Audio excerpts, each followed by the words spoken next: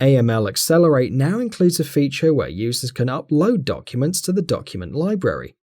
To do this, simply click on the Upload Existing Document button, type in a document name, and then find and select the file to be uploaded, which will store this in the document library and be available to download in the future.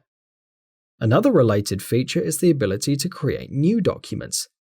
To do this, click the New Document button, give the document a name, and if appropriate, copy over the document from a previously created version. In the main document, users can edit titles and subtitles, as well as adding new sections, subsections, and content to the document before publishing to the document library. The document order can also be changed with the drag and drop feature and provides a full audit trail of changes.